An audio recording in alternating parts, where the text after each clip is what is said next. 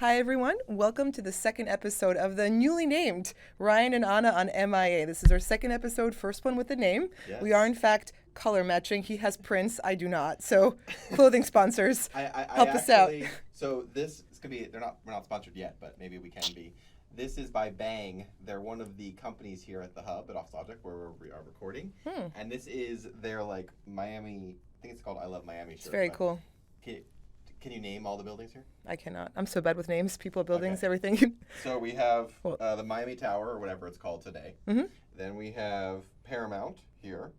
And we have the Four Seasons. What is this one? This is... I can't tell what that one is. 800 Biscayne? Yeah. And then we have 10 Museum, 1000 Museum, and Elise. It's 1000 Museum, 10 Museum. Then Yes. So anyway, I know something. I thought this would be a great shirt to wear for this. That's a fantastic shirt. I mean, 20 years ago, most of that was not there, which is even more Exactly. remarkable, is how quickly this has all changed. The shirt would have been just the beach. How awesome is that? And on the topic of Long Miami and Miami's ascension here, so I published something last week that got a fair bit of attention, and it was a correction to a headline that sort of went viral in traditional media about Miami-Dade County losing population for the first time since 20 plus years. Yeah. And it was an article that originated with the Wall Street Journal, and they use one source for all their conclusions here. It's a Brookings Institute report, and the headline was "Miami's first population drop" or something to that effect. And it sounded very ominous. It sounded like what happened here in peak COVID. They didn't clarify that in the headline, that it was one peak COVID year, that it was unique, somehow bad, and foreboding, negative about the future. And it was none of those three. I saw it the first time and I was just like, oh, this has to be clickbait. It was total clickbait. They provided the link to the Brookings Institute report, which is a free report. Everyone can go. You can download the raw data, see for yourself. Yeah. And the findings of the report are actually almost diametrically opposite to what's implied by the article, which is astounding. Yeah. So during the report tracked, was it 38 counties across the country with populations of over 500,000 people. And in that peak COVID year of 2020 to 2021, only 4 did not have population decline. New York was not one of them. I forgot, but they're not places that are in the news very much. Yeah. And they went almost to negative, but not. But they're just 4. In the year immediately following COVID, 11 of these 38 tracked counties went back to positive population growth. Miami-Dade was one of them, as was the city. The same pattern followed in the city level. Yeah. The same cannot be said for New York City or Los Angeles County. And very interestingly, the Wall Street Journal implied, they didn't even say peak COVID year, they said Miami losing population. And they neglected to mention that we went back to positive and New York did not. I also think that it's really kind of, Miami and Miami-Dade get smushed together. Mm-hmm. And they were kind of like playing with that, like Miami-Dade. Like, Miami could be anywhere from Palm Beach down. Correct. Dade, and like, I don't think the city of Miami lost population. The city of Miami. During peak COVID year, it probably did. Well, I mean, like, since then. No, not at all. Yeah. No, they're not exactly right. But what I'm saying is they were framing it in like... Correct. Since COVID, Miami-Dade and Miami have lost population. Correct. Well, the whole thing was obfuscation. There was very little precision in this article. And even though they provided the link to the data source, they basically butchered the intent and message of the data source. And what's really amazing is that this headline was picked up by major news outlets who were then saying, Miami population peril, Miami this, Miami that, when we were one of the jurisdictions, both at a city level and a county level, that flipped back to positive. So I think this is sour grapes. Haters are fans too, to quote my training partner, Eileen. And I think if you look at IRS data, it's kind of shocking. The median income of a Manhattan resident, so specific to the island of Manhattan, that moved to Miami during peak COVID, was over $600,000 a year. Wow. So we're taking the tax money, and they're upset. And now they're publishing these poorly although they properly sourced it, they just obfuscated the findings of the report. And it wasn't even just national media; like the local media totally ran with it too. Yes, they have. And I listen, I love the press. We need them. They do important work. Yes, they do. But it's like stuff like this. It's like, why? Like why would you not look beyond? I mean, the single source study and just I don't know. With some of the local press carrying it, it's been conflated with the message of affordability. Yeah, and that's what it was. And that's a valid point, but it's not the point of that article. Yeah, it was like a different point, but they like, oh, we can attach this to our point.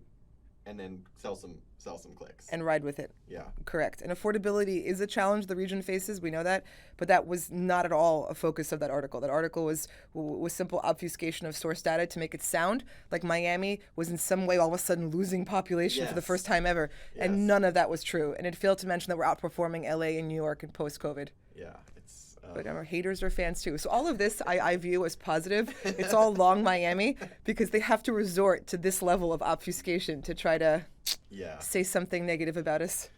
Yeah. It anyways. Well. They're just jealous. We have Messi. We have all the great weather.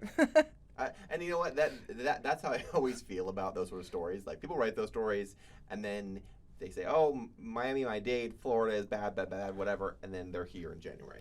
Correct. And then also people will, again, the affordability point, which is a valid point, and Yes. we need to have price attainable workforce, affordable housing, all of that. Yeah. But they come out and they'll say it in such a way, again, to imply that it's a problem unique to Miami. Yes. Whereas New York, at its zenith, was probably also the capital of unaffordability and difficult housing. still is. And it still is. And I'm not saying that we shouldn't be better and that we Yeah. can't do better, but why are we being maligned for that when New York has had that reality forever?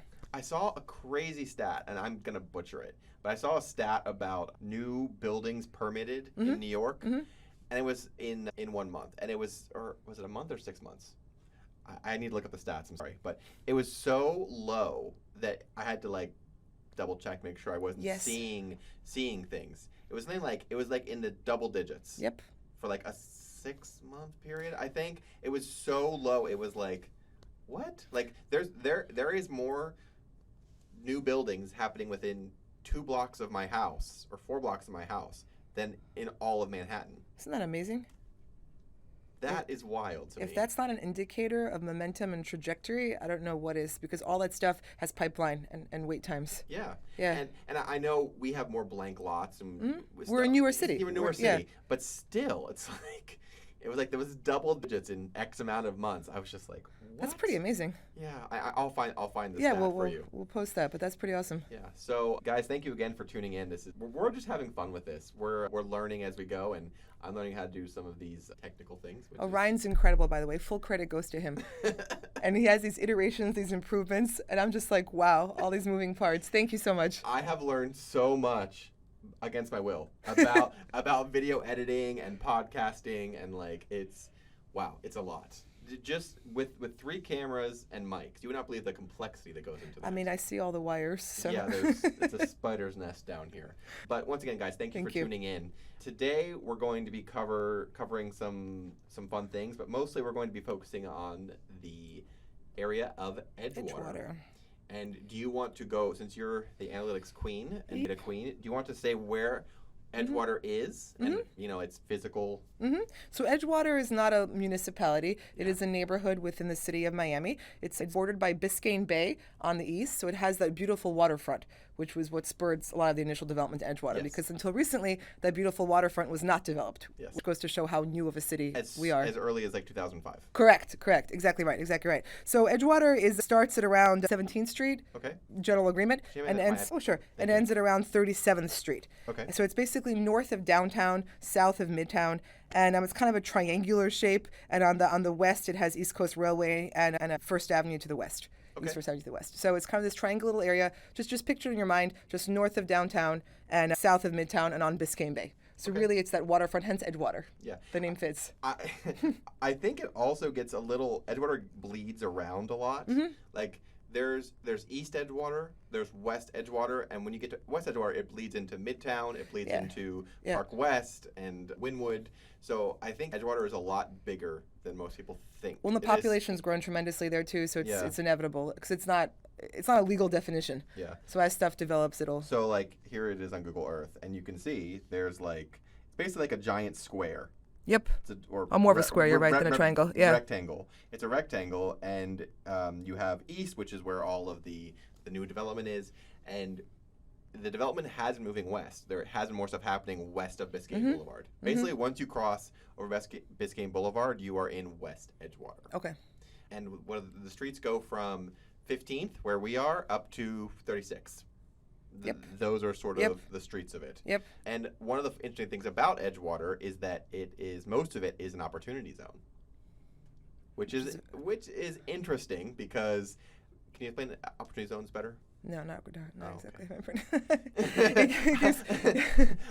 Opportunity zones are basically just tax. They give tax incentives. Tax incentives. Yes. Yeah. I'm not an expert on them, that's why I don't want to delve into it. But it gives tax incentives and carry periods to. Yeah. Yeah. And it's for blighted neighborhoods. Correct. It's the intent of it is probably the most important thing to communicate. I don't want to misstate. I'm not an expert on opportunity zones, but the intent of them is to foster development in areas that are defined as blighted by offering types of tax incentives. Yeah. So it's kind of interesting because half of Edgewater is super high end and developed, and then the other half, the western half, has been blighted for many years. Basically, the Second Avenue corridor has been underdeveloped and blighted for many years. So, anyways, the reason we want to cover Edgewater is there are so many things happening in Edgewater. Like, it may be the most in development neighborhood in Miami. Very fast growing area, very fast. I know just from census reports of population growth, I found out, was it 2010, according to 2000, Wikipedia, it was 14,000 people, and then went up to 21,000 in 2010, and it's gone up tremendously since then. And it's booming, and which makes sense because it was essentially empty lots until very recently, and it's right in the urban core with the waterfront, and it's all. So crazy. And go ahead. I was saying, I read a crazy stat today. I was looking up the upside potential of what can be built there, and it said there are around 1,000 properties encompassing, however this particular study defined Edgewater. Yeah. And those existing properties have total land area of 16.5 million square feet, with existing buildings spanning 10.7 million square feet, and the potential buildable was 227 million square feet. Wow. So it's just begun, basically. Whatever we see in Edgewater right now is a fraction of what can be built. Yeah. So let's go quickly through and talk about. I'm going to just go through the streets that I know of that have things. So let's start from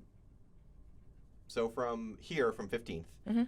If you go up to 17th, across from Publix, there is those two blank lots.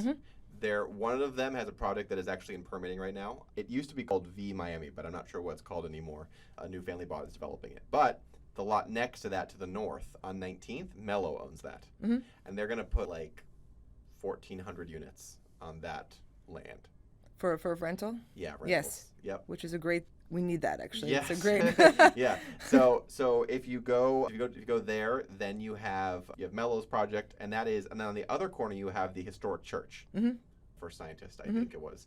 They're going to do a project there that is like suspended over the historic church, and they're going to repurpose their church into retail. Oh, interesting. Yeah. And then if you go a little bit south of that, you have Kushner's project, the Edgewater Collective, 3 towers there. So it's kind of wild because I've always called that colloquially like the Biscayne dead zone, because it's just been like from 17th to 20th or 15th to 20th, it's just been like dead, empty lots. And now in progress, it has to be close to 5,000 units. How amazing! In like 3 or 4 blocks. How amazing! Yeah. And I just saw that the first Edgewater Collective Tower is topped off. I rode by it yesterday. That's fantastic. Yeah, and there's gonna be 3 of those towers, all multifamily. Which is very, very necessary. One of the points in our market that I think is underappreciated also is the evisceration of available inventory at lower price points. Yeah. So this will be catering to those people who got priced out of buying or don't want to buy or whatever it is. I looked up these stats right before this.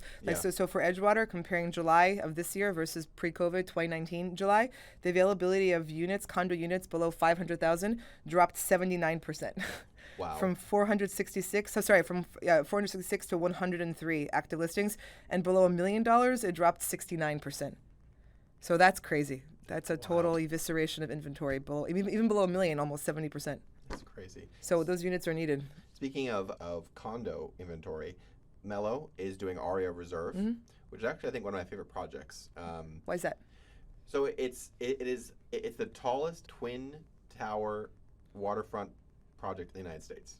How tall is it going to be? It's only up to the limit of Edgewater. Okay. But it's the tallest twin tower waterfront. Got it. That's in their marketing material. Got it. So I know to be defined as a super tall, something has to be above 980 some feet. And I think because it's directly on the water. Got it. Like water's right there. Got it. The Waldorf will be taller, but not directly on the water. Yeah. But the cool thing is there's 2 towers, and they're basically taking over 2 blocks, and then there also will be a bayfront, not bayfront, baywalk. It's going to be completed in front of it.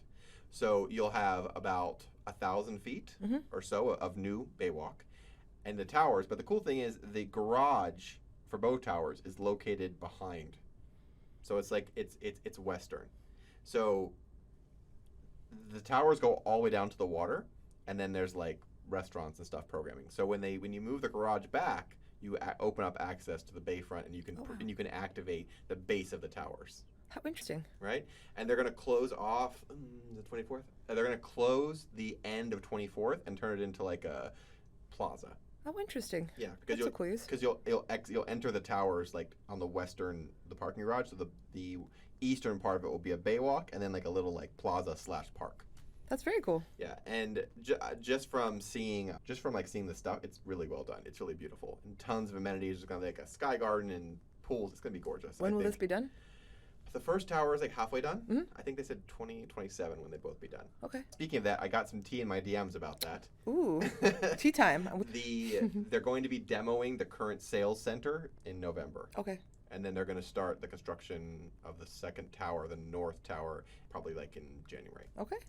That's great progress. Which is interesting because that means that they've almost sold out the second tower. Right. Or they wouldn't have progressed too. Yeah. Yes. So I'm very happy about that because I personally don't like when developers stagger a project. I understand the money reasons, the financials behind it. But yeah. I really wish they'd just build it because people are going to be moving in. There's another tower under construction. They probably don't want to have that many units in the market concurrently, and they have that much exposure at the same time.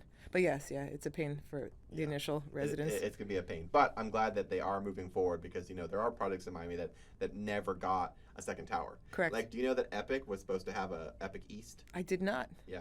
It's where Aston Martin is. Yeah. Oh, wow. Yeah. So they had plans and everything. It's going to be like its twin, but it happened like around 2008. Their timing was off. Yeah. Yeah. So that's that. And then if you go up a little bit, you have Elise that was just completed. Mm-hmm. Oh, I totally forgot. There's two things here. We're gonna go south a little bit. Sorry, I'm jumping all over the place. So Mill Creek, they are building the second phase of Madeira Edgewater. So if you take North Bayshore up to 21st, there's like the new tower and there's a blank lot there. They're doing the second phase of that. They're in permits for that. Oh, fantastic. Multifamily. Okay, great. Which is really good. Which is what we need. Yeah, and then across the street from that, where Biscayne 21 is, the really old, like 1960s one, they're going to demolish. That's where they're doing the addition with 2 roads. They have the placards up and they have demolition permits. Apparently, there's a couple holdouts in there, but I guess they're like... There's always some at the end. Yeah. So they're just... The last 2 holdouts at Monad Terrace in Miami Beach, or sorry, the last holdout, it was a lady. She had, so Monad Terrace is in South Beach on 14th Street. It was JDS Development. And they had to buy, I forgot how many it was. It was 2 rows of single-family homes. They're built in the 50s. Okay. And they range in acquisition price from around $900,000 to the last holdout lady who got something colossal. Like $10 million for her house. God bless her. And her house was on the water, but it was in the middle of the lot. I was so proud of her. Good for her. It's like that guy in Coral Gables where like they built the thing around him. Yes, I've seen that. They built it. I know. The news story does a story on him like every month. Anyways, but okay, so you have that. You have the addition, which is actually going to be 3 towers. The addition is only the first phase. Okay. That's the one that's on the very east, and then there'll be 2 towers facing south that are yet unnamed. Okay. But so that is a lot. That's happening, a lot right there. A lot happening right there, and then. And the other cool thing is once Biscayne 21 goes away, you get another like 500 to 1,000 feet of baywalk. And I tweet about this, and I'll try and attach this to the video, but I did a photo where I like marked up where the baywalk is complete, where there's a project in progress, and like blockers. That's fantastic. And there's only like 2 or 3 blockers left. They're like condos from like the 70s that don't have not a right of way. They're not. Yeah. But there's only like 2 left. So if we can build around those 2 things, you will at someday, probably next 5 or 6 years, be able to walk all the way from Margaret Pace Park to how cool. I-95. That'll be such an activation of the waterfront. That'll be amazing. Yeah, because right now the baywalk is like in bits and pieces. Yeah. It out, so. I have a whole cool flow, the whole waterfront. Yeah. That's awesome. Yep. So then, so you move on to Aria, and then you go up a block to like where Icon Bay is. Mm-hmm. And this is kind of crazy. This street is insane. Next to Icon Bay, they're doing Cove, Miami. Mm-hmm. And I read that one is bigger apartments, so like for families. Mm-hmm. And then at the end of that street, they're doing Villa. Mm-hmm. Villa Miami. Yep.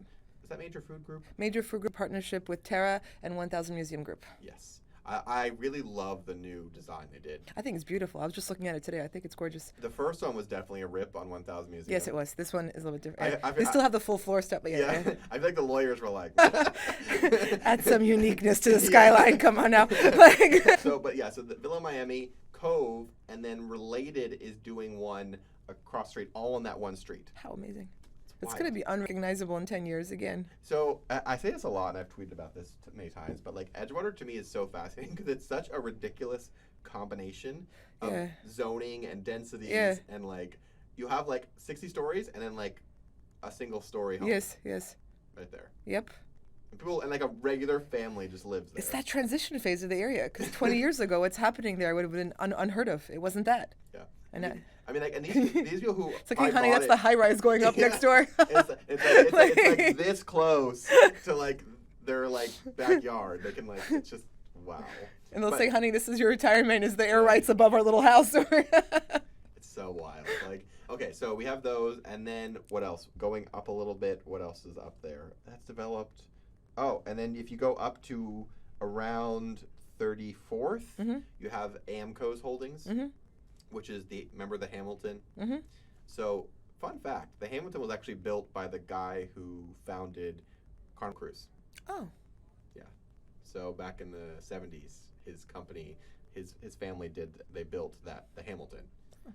Pretty cool, right? That is And pretty that's cool. why it looks like a ship. that makes sense. How neat. Yeah. So Amco bought that, totally gutted it, Mhm. but they also bought all the land around it, which was a lot. And they're going to do 3 towers to the south of it. I think the ones on the bay are condos, Mhm. and then the ones to the west are multifamily. Multifamily. So, but listen, that's not it. So it's wild. This street, I think it's 34th, Mhm. is freaking wild because you have the 3 towers from Amco. Then on Biscayne, where the Wendy's is, you have another one who name is slipping, but they are going to do 3 towers there, and it's going to be wild. Awesome. Wow, it's gonna be like a little like mini Hudson Yards, like Yeah. right there on 34th Street, which is going to be chaos for that intersection. Like I'm kind of terrified about that. Like that's already one of the worst. It's already, I know. And like they're gonna add like 4,000 units to that, and one is gonna be office. Oh, well, that's helpful. Yeah, So hopefully the people who live there can walk to that office. we hope so. But that section of Edgewater is going to just be absolutely How fascinating. insane. What else is happening over Let's see, there? let's see. That's that. And then if you go across the street, what's happening across the street? Oh, you have Nema up there That's right. with Nema and Whole Foods. Yep, Whole Foods Anchor, and they're going to have Yeah. the school district's going to have their offices in there. Yeah, I think that Whole Foods is going to make Edgewater explode even more than Agree. It's part of the neighborhood filling in. yeah, like because there's it's kind of an awkward walk to Publix from there and an awkward walk to Midtown. Mm-hmm. Mm-hmm. So putting a food option right there in the middle is going to be like Yeah, it needs it. and the demographics of Edgewater support that. I think it's going to be 100%. I think it's going to be perfect. a wildly successful. It's perfect. Yeah. Oh, I think I read somewhere also as one of the fastest growing neighborhoods in America. It was in the top 15 of those. There was an article published a few months ago to that effect, which makes sense. Just it was relatively undeveloped within proximity to the urban core, to downtown, to everything else, Okay. and it's all filling in now rapidly. I love I it. think that's where we're at right now. Um, It makes sense as far as its location, as far as the availability of empty lots, all that stuff. Yeah, I think also one of the things is eventually, someday, when they extend the Metromover north, I think that'll be a major plus to Edgewater. Because Edgewater right now is just like, for me personally, it's just a little too far from transit. This is true. This is true. I mean, it's here on 15th, obviously. Yeah. But, it's But like, to go up there, it's a trek. and anywhere north of like 21st, it's too far. It's a trek, correct. Yeah. It'll fill in. I'm an optimist. Me too. What I hope they do eventually is I hope they loop the Metromover like up and then down. Mm-hmm. Like And make the whole. Yeah, make it like down Biscayne. I think that would be a good thing. Okay. One day we'll have connected transit. No, I'm saying honestly. Look what happened in less than 20 years. So why not? Cool. Any other news stories you were interested in the last couple weeks? No, just the one that I started out with that irked me. That Wall Street Journal misrepresentation of that hit piece of those haters who are jealous of us. Let me see. They started demolition on West 11th. Okay. Which is exciting. because that means they are. Progressing. I have a question for you. Mhm. I see people do this a lot in Miami developers. They'll like demolish an entire lot except for like one tiny piece, like a corner of a building. Is there like some tax thing that like if they leave like a Not that I know of, but that's I've seen it more than once, and it's like it's weird. it's in the same. It's a different structure. Different projects, different developers. No, I'm saying the piece remaining is it standalone structure? No, it's like just like a corner of the building. A corner, like, something like not demolished. Like, and it's not like it has like water or like electric in it. It's just but it's very like distinct. They left it there. And like, is there like sort of like weird tax thing that like if they leave a piece of the building? I don't think so. You see, people will do weird stuff with historic because they have to leave parts of that, and there's all sorts of weird stuff that happens with historic renos. Yeah. But no. Okay. If some of you know maybe why, like I don't know. Let us know. I always see it, and I'm like, I have like OCD a little bit, so like West 11. Okay. Or no, not 11. Beyond 11 on North First. Like that corner, they left like the corner of the building just there. Like I don't know. No, not aware. How interesting. On the topic of demolition, there's two other interesting ones. So, one Bayfront Plaza. They're like super slow-mo demolishing Bayfront Plaza, the old one that's there, the old Vitus building. It's like they're demolishing it with like toothpicks or something. It's like just bring it down, implosion. Like they're like demolishing the inside of it. Who knows? Maybe they're having workers. There's worker. Who knows? I just hope. I hope they do it. Get it at least started before the guy checks out. The Tabor. Oh, Tibor, hello. Yeah. He's like 95. He's like a force of nature. Yeah, I mean, very impressive person. They actually his company actually helped build this building. Okay. Like Florida East Coast Realty, they helped build the Omni. Didn't he come to America with nothing like after the Holocaust? He's a remarkable. Yeah. It's a remarkable story. Yeah, and Google like, it, everyone. It's yeah, it's fascinating. It's really fascinating. Tibor Hollow. And they built some of the original skyscrapers in Miami. Correct. So I thought that was pretty cool. Also, they are demolishing the site for One Brickell City Center. Okay. Like someone sent me a thing today. Huh. They're like they sent it to me and it's getting demolished. That will be pretty cool. That will be our first almost super tall office tower. That's great. Yeah. And you know what? I just love that developers are even still like doing offices here. Correct. I Like, was just thinking that. Everywhere else in the United States, They're like, what do we do with our what do we do offices with our rather than offices? build It's more? like- and here we're like building them. Which again is long Miami. Yeah. It really is. Yeah. Because that's money talking. They wouldn't even be considering new office projects if they didn't think that they would be occupied. And there's like multiple ones. Yeah. It's Like, fascinating. Multiple Class A offices. Take that, Wall Street Journal. Yeah. I sent a letter to the editor, by the way. I have not heard back, but fingers crossed. Maybe on one of our next podcasts. Oh, just a general marks. I was pulling a July because July closed out relatively recently. So we hit all-time highs again for median pricing for single family and for condos on a county level. That's wild. I know. It just, I know the real estate market goes up and down, and I just keep waiting for Miami to at least show signs of decline.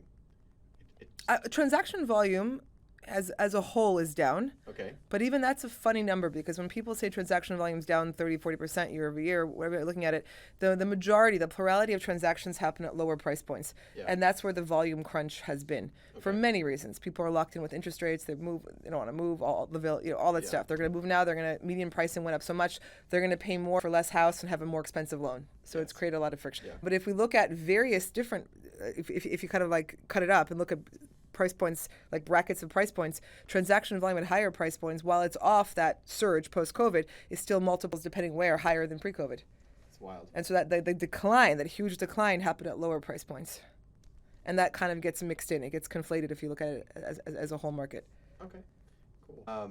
It's two markets, everyone. How is your favorite project, Five Park, going? Oh, Five Park's going very well. I think they're looking to top off in September. Okay. And then it'll be ready for occupancy probably a year later. Wow. Which is great because there's not much new product that is ready to be occupied within that time frame because very few projects broke ground. Didn't I read somewhere that they want to build another project like a little bit to the north of that? Yes.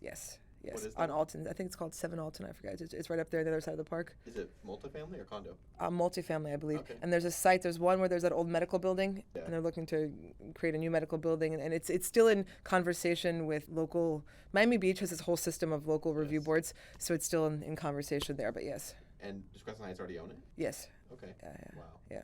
that whole. They own so much. I know, strategically, very well placed. Yeah. Like As if there was a plan. Somebody was thinking. they also own that whole chunk in Edgewater in the Yeah, middle. yeah. Like, from like 20th to like 30th or Yep. something. Like, there's a huge chunk in the middle. Yep. You know, it's I always like to look at the Miami neighborhoods like holistically and how they click together. Mhm. To me, that's extremely important. Mhm. And I think that juncture of Midtown, Edgewater, and Wynwood is like the central nexus, I agree. at least to the north, because there's so much happening there, and there's so many things in every direction from that. Yep. It could So go many anywhere things. around. And there's Wynwood over there, and then you have the water over here, and then you have Midtown Shopping District and Design District over there. Like it's not there right now, but like it's getting close, and when it goes, it's going to be a sight. It's going to be a sight to behold. I agree. So what do we think we should talk about? What neighborhood?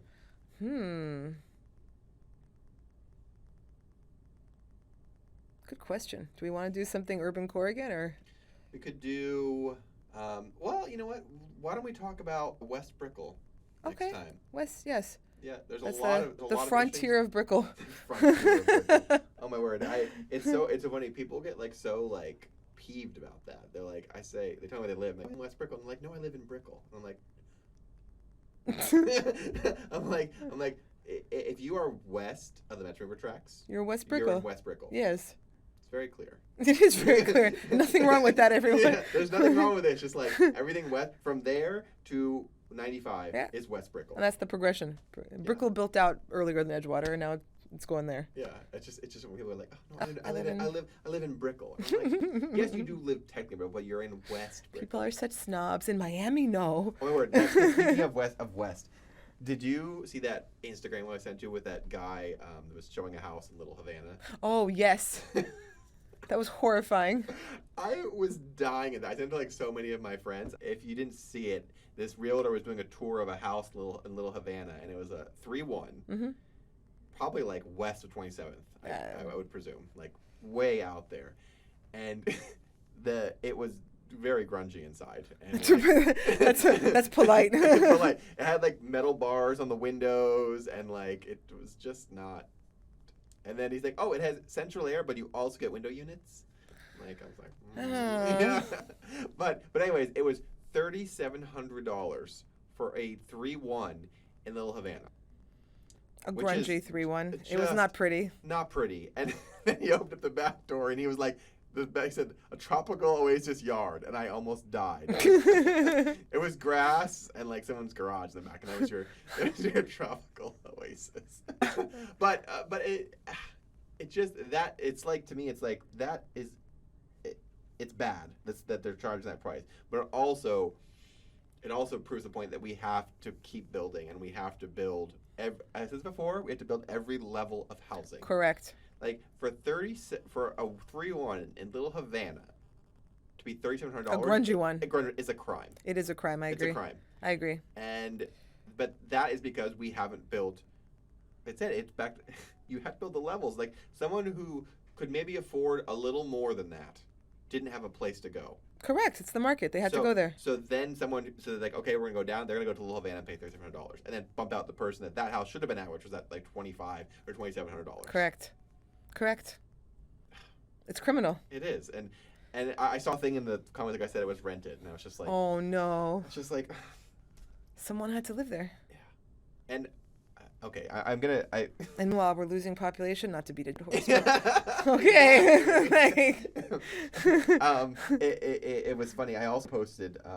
I saw another thing on Instagram about a 150 square foot studio in Manhattan that was being rented for $2,800. Okay. And it didn't even have a kitchen sink. Oh.